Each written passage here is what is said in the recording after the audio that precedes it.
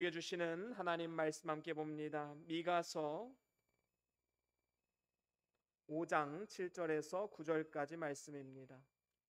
미가서 5장 7절에서 9절까지 말씀, 우리 다 같이 한 목소리로 함께 합독하시겠습니다. 시작. 야곱의 남은 자는 많은 백성 가운데 있으리니 그들은 여호와께로부터 내리는 이슬 같고 풀 위에 내리는 단비 같아서 사람을 기다리지 아니하며 인생을 기다리지 아니할 것이며 야곱의 남은 자는 여러 나라 가운데와 많은 백성 가운데 있으리니 그들은 숲풀의 짐승들 중에 사자 같고 양떼 중에 젊은 사자 같아서 만일 그가 지나간즉 밟고 찢으리니 능히 구원할 자가 없을 것이라. 내 손이 내 대적들 위에 들려서 내 모든 원수를 진멸하기를 바라노라. 아멘. 우리 다 같이 말씀 들고 함께 선포하시겠습니다. 시작. 주의 말씀은 내 발의 등이요 내 길의 빛이 되십니다. 주여 말씀하옵소서. 주의 종이 듣겠나이다. 아멘. 아멘. 오늘은 미가서 5장 7절에서 9절 말씀으로 야곱의 남은 자라는 제목으로 함께 말씀을 나눠보기를 원합니다. 오늘 우리가 읽은 본문 말씀에 보면 야곱의 남은 자라는 말이 두 번이나 등장하고 있음을 보게 됩니다. 이 말의 의미는 두 가지로 볼 수가 있겠지요. 한 가지는 역사적으로 보면 이제 바벨론의 포로로 끌려갔다가 죽지 않고 살아서 돌아온 이스라엘 백성들, 바로 그들이 남은 자들이었습니다. 그런가 하면 또 예언적으로도 볼 수 있습니다. 예언적으로는 하나님의 택하심을 받아 구원받은 하나님의 백성들, 성도들을 바로 남은 자다라고 말하고 있는 것이지요. 이런 남은 자들에 대해서 이사야 선지자는 이런 선포를 합니다. 이사야서 10장 20절 말씀 같이 함께 읽어볼까요? 20절과 21절 시작. 그날에 이스라엘의 남은 자와 야곱 족속의 피난한 자들이 다시는 자기를 친 자를 의지하지 아니하고 이스라엘의 거룩하시니 여호와를 진실하게 의지하리니 남은 자 곧 야곱의 남은 자가 능하신 하나님께로 돌아올 것이라. 아멘. 그렇습니다. 하나님은 구원의 날에 하나님의 택한 백성들을 부르시고 그들이 다시는 바벨론을 의지하지 않고 하나님을 신실하게 의지할 수 있도록 그들을 하나님의 전능하신 그 하나님의 품으로 돌아오게 할 것이다 라고 분명히 말씀하고 있는 것입니다. 그래서 이 남은 자들을 구원하기 위해서 예수 그리스도께서 바로 이 땅 가운데 찾아오신 것입니다. 그래서 로마서 9장 27절에 보면 이런 말씀이 있지요. 우리 같이 함께 읽어보겠습니다. 시작. 또 이사야가 이스라엘에 관하여 외치되 이스라엘 자손들의 수가 비록 바다의 모래 같을지라도 남은 자만 구원받으리니. 그렇습니다. 이스라엘 자손의 수가 아무리 바다의 모래알과 같이 많다 할지라도 하나님의 택한 자, 바로 남은 자만 구원을 얻을 것이다 라고 선포하고 있습니다. 하나님께서는 모든 인류, 모든 사람들을 다 구원하시는 것이 아닙니다. 하나님의 택함 받은 자, 남은 자만 구원을 하신다라는 것이지요. 하나님은 환난과 시험 중에라도 언제나 남은 자를 남겨두셨습니다. 그리고 그 남은 자들을 통해서 지금 여기까지 하나님의 역사를 이루어 오신 것입니다. 오늘날에도 우리나라를 비롯한 전 세계에는 수없이 많은 사람들이 나는 기독교인입니다 라고 고백을 합니다. 그러면서 교회를 다니고 있지만 모두가 다 택함을 받은 것은 아닙니다. 예수님의 12제자 가운데 가룟유다는 3년 동안 예수님을 따라다니며 고귀한 말씀을 접하고 많은 이적을 경험을 했습니다. 그런데 결국에는 불택자였지요. 그는 구원의 선택을 받지는 못했습니다. 오직 예수 그리스도를 마음의 구주로 영접한 자들만이 하나님의 택함을 받은 하나님의 남은 자들이다라는 것이지요. 성경에 뭐라고 말씀합니까? 하나님께서 영생을 주기로 작정된 자는 다 믿더라라고 말씀합니다. 다시 말하면 하나님은 남은 자들을 미리 선택하시고 그 택한 자를 부르시기 위해서 성령의 감화 감동을 통해서 그 택한 자를 부르신다라는 것입니다. 그래서 예수를 구주로 믿게 만드는 것이지요. 그리고 그 남은 자들을 통해서 일하시는 것입니다. 여러분, 엘리야 때를 보십시오. 아합 왕과 이세벨의 악한 행위로 인해서 하나님의 종들이 다 죽었습니다. 선지자라 칭하는 하나님의 종들 다 죽임을 당하고 이제는 모든 백성들은 다 바알 신을 섬기는 대로 돌아섰습니다. 엘리야는 남은 자가 자기 혼자뿐인 줄 알았습니다. 얼마나 외로웠겠습니까? 사방이 다 대적입니다. 낙심하고 좌절하고 있을 때 하나님께서 엘리야에게 말씀하십니다. 내가 바알에게 무릎 꿇지 않은 자 7,000명을 남겨두었다. 여러분, 이 엘리야에게 얼마나 큰 힘이 되겠습니까? 얼마나 좋은 소식입니까? 다 사라지고 다 없어지고 다 찢겨진 줄로만 알았는데 하나님은 남은 자를 남겨놓으셨다라는 겁니다. 그루터기를 남겨놓으셔서 진리운동, 복음운동을 계속해서 해 나가시는 것이지요. 여러분, 북한이란 나라를 보십시오. 김정은 정권이 아무리 기독교를 탄압한다 할지라도 하나님은 지하교회를 통해서 지금도 남은 자들을 남겨놓으셨습니다.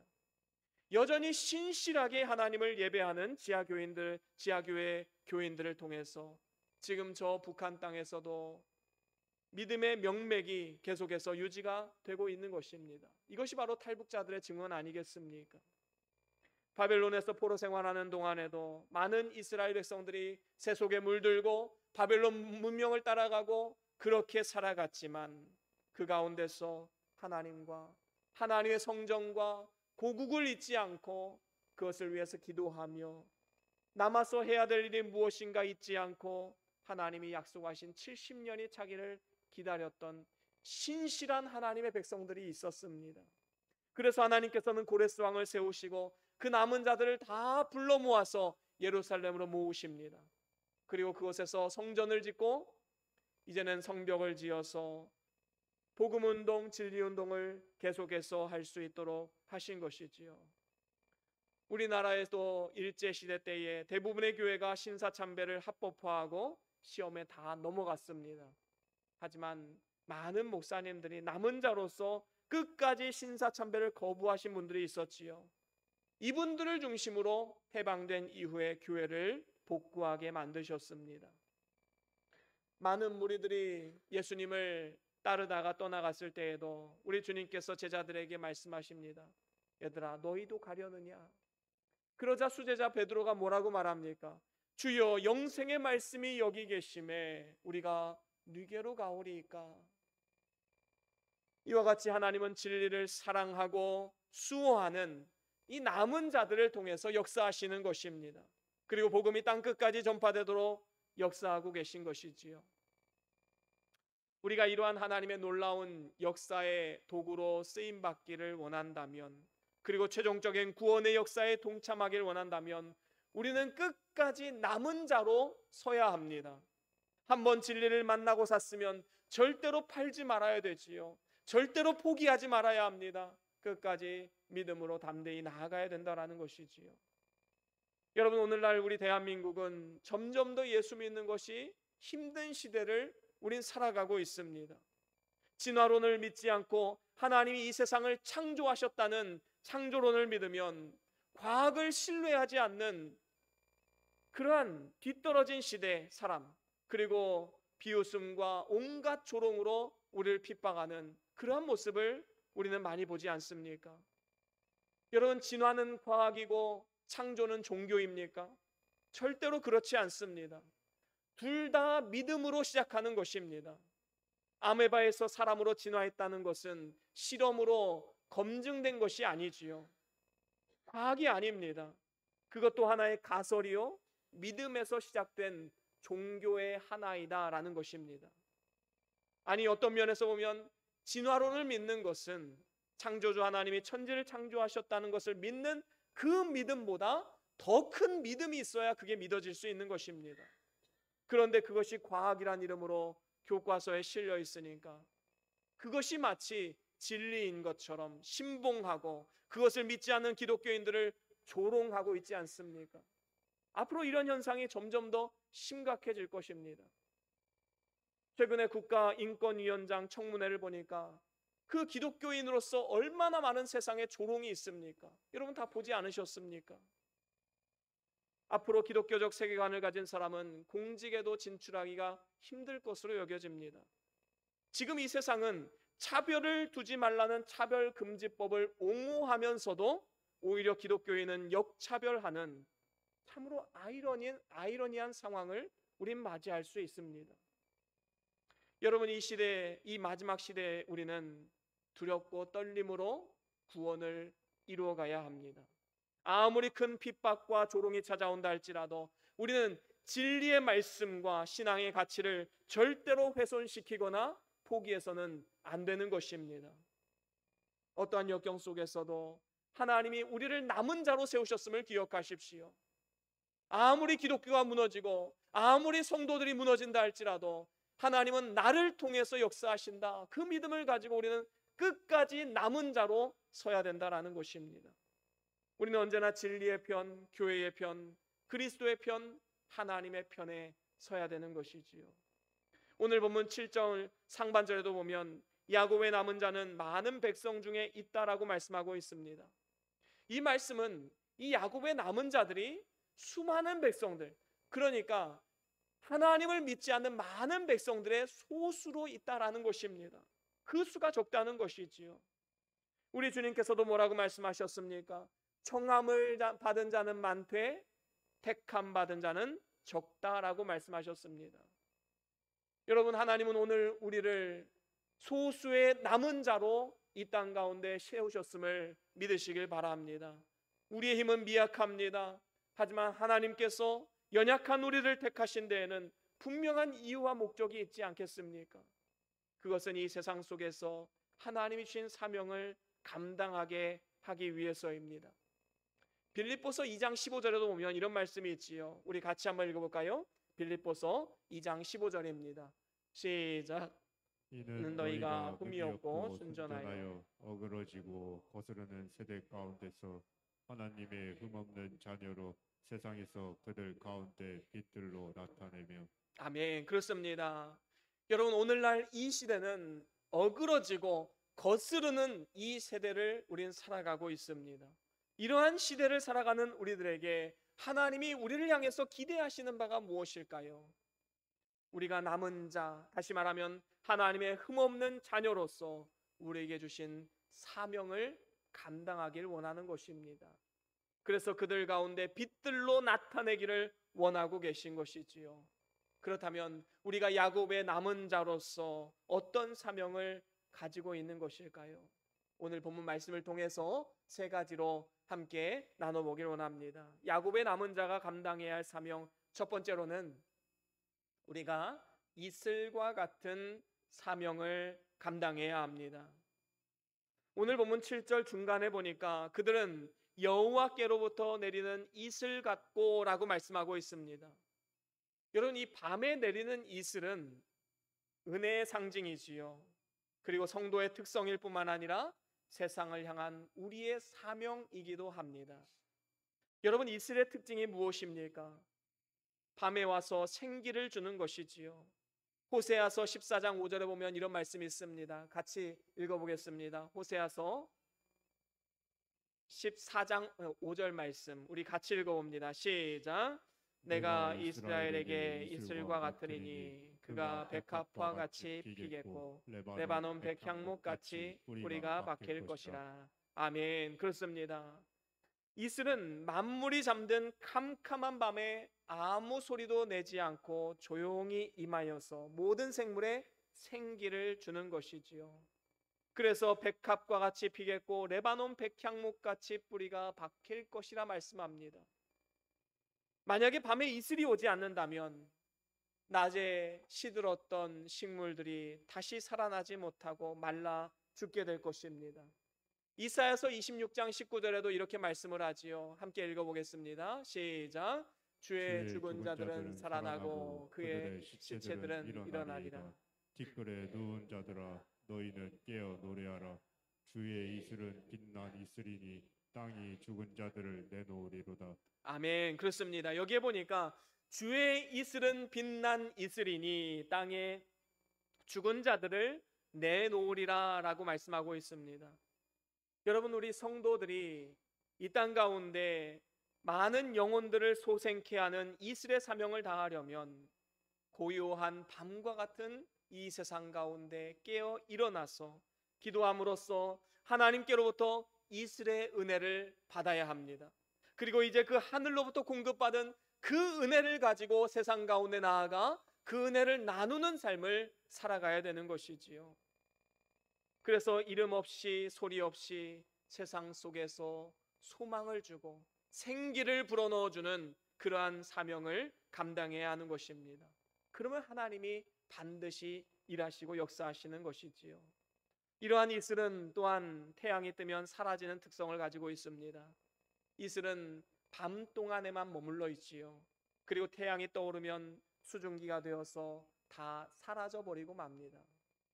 여러분, 우리는 우리의 삶을 통해 예수 그리스도를 드러내는 삶을 살아가야지 내가 모든 공을 다 누리려 해서는 안 된다는 것입니다. 여러분, 예수님께서 오시는 길을 예비했던 세례 요한은 예수님이 세상 죄를 지고 가는 하나님의 어린 양이로다 하면서 예수를 소개했습니다. 그러면서 자기 제자들과 많은 사람들에게 이런 말을 했습니다. 그는 흥하여야 하겠고 나는 쇠하여야 하리라 라고 말했지요. 그리고 나는 그의 신을 들기에도 부족한 사람이다, 감당치 못하겠노라 라고 말했습니다. 그는 오직 예수님만을 나타냈습니다. 자기를 따르는 많은 제자들이 있었음에도 불구하고 그들을 통해서 나를 바라보지 말고 예수를 바라보라 말했던 것입니다. 자기 자신은 이슬같이 없어진 삶을 살아갔지요. 그래서 예수님께서 세례 요한을 평가하실 때 그는 여자가 낳은 자 중에 가장 큰 자라라는 최고의 칭찬을 허락해 주신 것입니다. 우리도 역시 예수님을 나타내는 일에 희생하고 봉사하되 그 공을 우리가 누리려 하는 것이 아니라 예수 그리스도를 높이고 나타내야 하는 것입니다. 마치 태양 앞에 사라지는 이슬과 같이 하나님, 저는 무익한 종입니다. 저는 마땅히 해야 할 일을 한 것뿐입니다. 이런 고백을 해야 될 줄로 믿습니다. 이러한 이슬과 같은 사명을 감당할 때 하나님은 우리의 삶을 통해 영광 받으시고 하나님의 놀라운 일들을 이루어 가실 줄로 믿습니다. 그런가 하면 두 번째로 우리는 담비와 같은 사명을 감당해야 합니다. 오늘 본문 7절 하반절에 보니까 풀 위에 내리는 담비 같아서 사람을 기다리지 아니하며 인생을 기다리지 아니할 것이며 라고 말씀하고 있습니다. 여기 이 담비라는 말은 말씀의 상징이지요. 그리고 성도의 특성이고 또한 세상에 대한 성도의 사명입니다. 여러분, 담비의 특징은 무엇일까요? 담비는 아주 필요할 때 그리고 너무 고대할 때 오는 비를 우리는 담비라고 부릅니다. 오랫동안 가뭄으로 산천이 메마르고 모든 초목과 곡식이 다 타서 죽게 되었을 때 그때 오는 비가 바로 담비이지요. 우리 구주 예수 그리스도께서 이 메마른 땅 가운데 척박해진 이 세상 가운데 담비로 오신 것입니다. 그리고 메마르고 죽어가는 생명들을 소생시키셨습니다. 그렇습니다. 하나님께서는 우리에게 때를 따라 돕는 은혜를 주시겠다 약속하셨습니다. 그래서 우리는 날마다 은혜의 보좌 앞으로 담대하게 나아가 때로는 이른 비로 때로는 늦은 비로 그 척박한 땅에 주시는 하나님의 담비를 은혜로 받아서 세상 가운데 이제는 해로운 존재나 무용한 존재가 되지 말고 작은 예수로서 꼭 필요한 존재가 되어야 하는 것입니다. 에스더는 자기 민족이 멸망할 위기에서 죽으면 죽으리라 믿음의 각오로 담비의 사명을 다했습니다. 그리고 민족을 구원했지요. 여러분, 힘든 시대 속에서 신앙을 포기하고 떠나버리면 우린 진정한 이 세상 속에서의 담비의 역할을 감당할 수가 없는 것입니다. 시편 65편 10절에도 보면 이렇게 말씀을 하지요. 함께 같이 읽어볼까요? 시편 65편 10절 말씀입니다. 시작. 주께서 밭구랑에 물을 넉넉히 대사 그 이랑을 평평하게 하시며 또 단비로 부드럽게 하시고 그 싹에 복을 주시나이다. 아멘. 그렇습니다. 여러분, 장맛비는 홍수를 일으켜서 피해만 주지요. 하지만 단비는 어떻습니까? 적당하게 오는 비입니다. 그래서 우리의 척박한 이 현실 가운데 예수 그리스도의 복음으로 그 땅을 변화시킴으로써 땅을 부드럽게 하고 싹이 나도록 하는 단비로서의 사명을 우리는 다해야 되는 것입니다. 그래서 우리는 남은 자들로서 이 세상의 단비가 되어서 복음을 전하는 삶을 살아가야 합니다. 오늘날 소망을 잃고 절망에 빠져가고 힘든 위기에 처한 많은 사람들에게 복음을 전하는 삶을 살아가야 되는 것이지요. 오늘 본문 7절 마지막에도 보면 사람을 기다리지 아니하며 인생을 기다리지 않는다라고 말씀합니다. 이 말씀은 어떤 의미냐 하면 하나님의 나라 백성들, 다시 말하면 남은 자들은 세상을 의지하고 그들로부터 무언가를 얻으려 하는 존재가 아니라 오히려 그들에게 도움을 주고 선한 영향력을 흘려보내는 축복의 도구가 되어야 함을 말씀하고 있는 것입니다.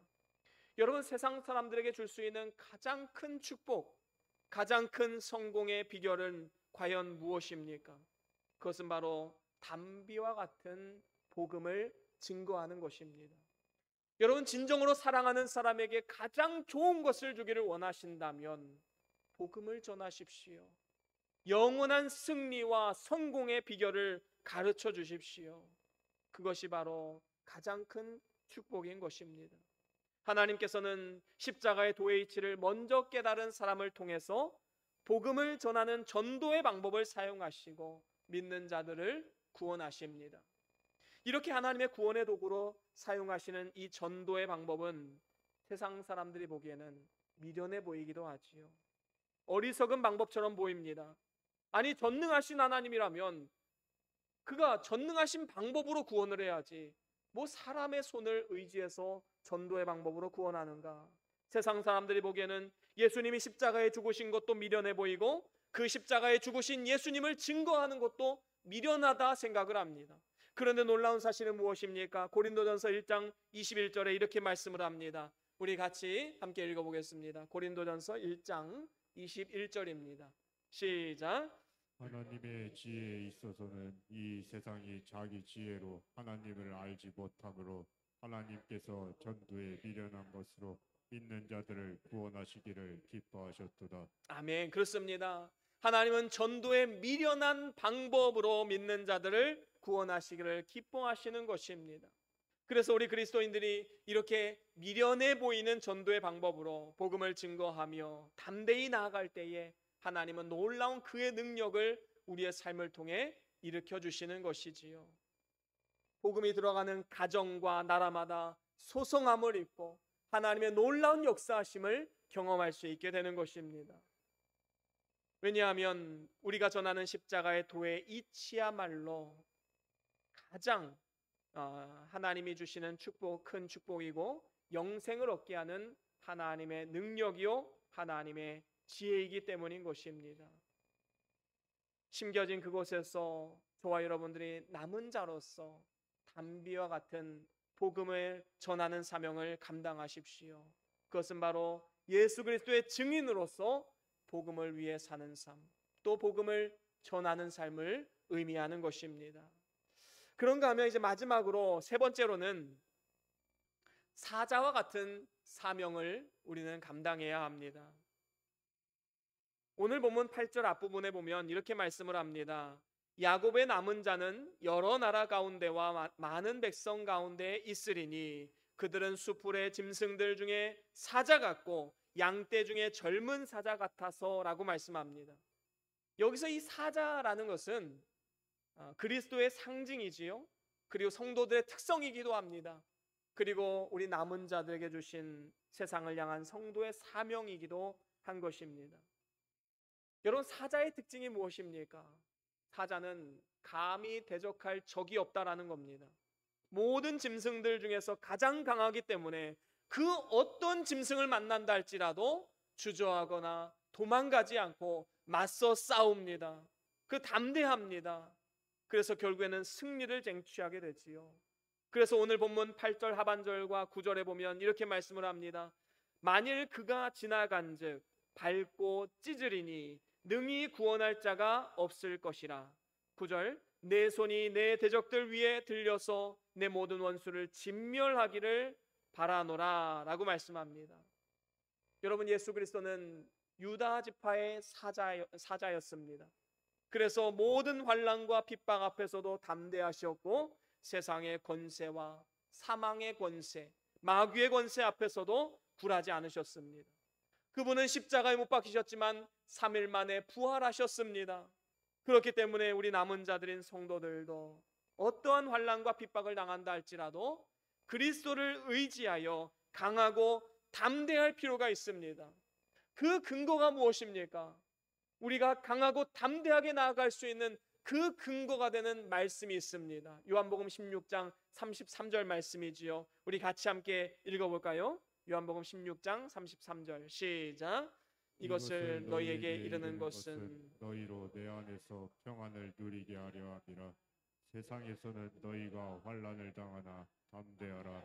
내가 세상을 이겼노라. 아멘. 그렇습니다. 세상에서 너희가 환난을 당하지만 담대하라, 내가 세상을 이기었노라 라고 우리 주님께서 말씀하셨습니다. 여러분, 환경을 초월하는 평안, 세상을 이기는 능력 어디에서 나오는 것입니까? 바로 예수 그리스도의 십자가의 능력을 믿는 그 믿음에서 나오는 것임을 우리는 분명히 기억해야 합니다.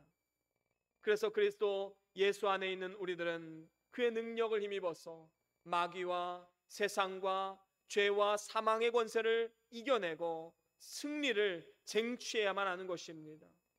우리에게 두려울 것이 무엇이 있겠습니까? 하나님이 우리와 함께 하시고 사자 되신 예수 그리스도께서 우리와 함께 하시는데 말입니다. 그래서 우리는 절대로 진리를 양보하지 말고 끝까지 싸워서 승리해야 합니다. 그리고 우리 주님께서는 이기는 자와 끝까지 주의 사명을 감당하는 그에게 만국을 다스리는 권세를 주시겠다 분명히 약속하셨습니다. 여러분, 이번 추석에도 많은 분들이 믿지 않는 가족으로부터 핍박과 조롱과 박해를 받는 분들도 물론 있으실 것입니다. 오늘 이 시간 우리 주님께서 여러분들에게 강한 사자와 같은 그러한 믿음과 담대함을 주시기를 주의 이름으로 축복합니다. 오직 하나님 말씀을 따랐던 여호수아와 같이 마음을 강하게 하고 담대히 하십시오. 좌로나 우로나 치우치지 아니하고 진리의 말씀을 수호하며 끝까지 믿음으로 나아가면 하나님은 반드시 우리를 통해서 역사하시고 승리 주실 줄로 믿습니다. 이제 말씀을 마무리합니다. 우리는 야곱의 남은 자와 같이 하나님의 택하심을 받아서 구원의 은총을 입은 자들입니다. 우리는 이 남은 자가 된 것을 너무나도 감사하며 늘 기뻐하며 감사 속에 살아가야 될 줄로 믿습니다. 그리고 이제는 그 감사에서 끝나는 것이 아니라 이제는 이슬의 사명, 단비의 사명, 그리고 사자의 사명을 잘 감당하여서 우리에게 주신 맡겨진 사명 끝까지 잘 감당해야 될 줄로 믿습니다. 여러분, 진정한 변화는 나 한 사람을 통해 시작된다라는 사실을 우린 절대로 잊지 말아야 합니다. 저와 여러분들이 이 귀한 사명을 잘 감당함으로써 영원한 영광의 자리로 나아가는 축복된 삶이 다 될 수 있기를 주의 이름으로 간절히 축원합니다. 우리 다 같이 오늘 받은 말씀 기억하시면서 우리 찬양의 고백을 함께 올려드리길 원합니다.